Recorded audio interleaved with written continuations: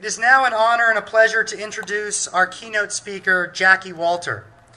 Jacqui is the one responsible for, the one responsible and the inspiration for bringing Relay for Life to Greenwich. We attempted to have Jacqui speak last year, but first a mountain lion ran her off the Brunswick property, and then the defective sound system silenced her at the Sono Fieldhouse. But Jacqui keeps on coming back to Relay. Jacqui is an 8-year cancer survivor and 2-time cancer survivor. She is truly a hero of hope to all around her. Please join me in welcoming Jacqui Walter.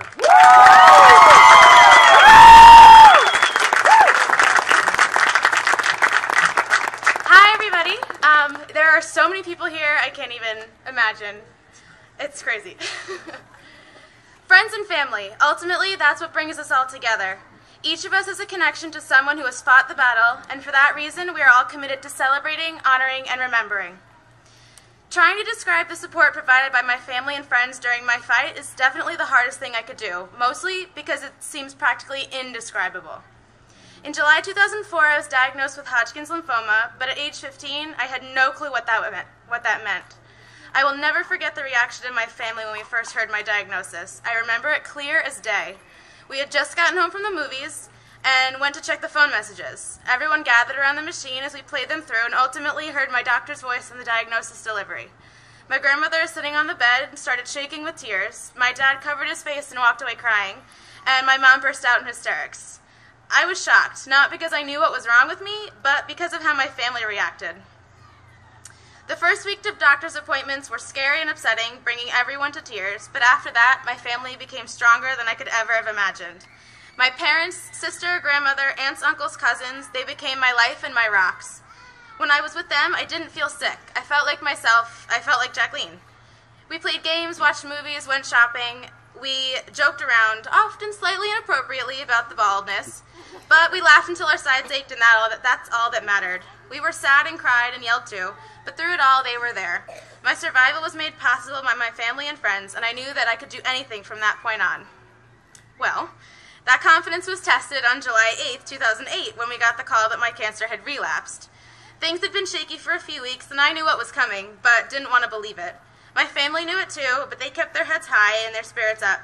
My parents, grandmother, and sister were all hurting inside more than ever before, but they didn't want me to know. We all knew what we had to do, but it was going to be harder this time, so we braced ourselves and dove back in. I was much more comfortable about being bald and laughing about it, so some might say the humor was a little more inappropriate, but we were rolling on the floor laughing, so we didn't care. We used some of our old ammo and jokes, but came up with some new stuff as well. My stem cell transplant provided a lot of material, and we often joked about my being in a fishbowl bubble during the isolation. We laughed at movies and TV shows, even watched President Obama get elected from the fishbowl. But even though we laughed more that time, we definitely cried more too. Being stuck in a room hooked up to tubes all day can get old really fast. I couldn't even go down the hall to pick out the movie.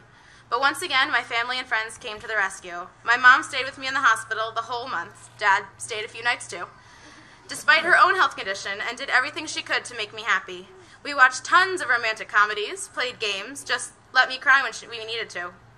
She pushed me to move around my room and get out of bed as much as I could, undeterred by my sometimes childish protests. My dad, sister, and grandmother visited me all the time, bringing balloons and cards to decorate my room, and it was amazing. Aunts, uncles, cousins sent cards and magazines and crossword books to help me pass the time, and my room had more Elmo paraphernalia than you could ever imagine. It looked like the room should have belonged to a 3-year-old, but we loved it. While having my family at home help me through this time, I was still missing all of my friends who were back at school and having a normal college life. That was the most devastating effect of the relapse. I had to miss school because if anyone knows me, they know I do not like to miss school or being homesick. My family and friends recognized it though and did everything they could to help. My dad helped me upload Skype so I could see and talk to my friends from freshman year and keep up with the gossip. The girls from my classes sent care packages and letters with homemade pillows and a teacher teddy bear, which I still have in my room. The support and love I felt from my friends made me realize that I still had a connection to everyone at school and would be welcomed back as if I hadn't missed a single day. So why do I relay? Seems like a silly question. After all, why wouldn't I? But it's one that I actually have answers to. I relay because I can. Yes, I went through this twice. I've been to hell and back, but the thing is, I made it back. And now I can relay for those who can't. I relay because not that long ago, this disease wasn't curable. The money that's raised for this event is used in so many ways: research, advocacy organizations, support programs, and more. Being part of the fundraising efforts that provide money for those causes is an indescribable feeling. I relay because the people participating are so dedicated to this event and the American Cancer Society. I know that the planning committees and the co-chairs have spent hours creating this event, and it turned out beautiful. The Relay for Life of Greenwich has grown so much the past 6 years, I can't wait to continue to watch it grow. I relay for my mom, dad, sister, grandmother, aunts, uncles, cousins, friends, and all of my caregivers. The strength they have is inspirational, and the support they provide is priceless, and sometimes goes unnoticed and unappreciated. So for me, this relay is dedicated to my family and friends, but most specifically to my mom, dad, sister, and grandma.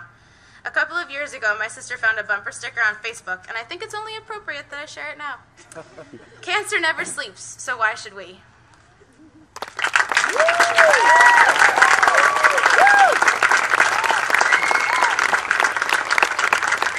Thank you so much, Jack.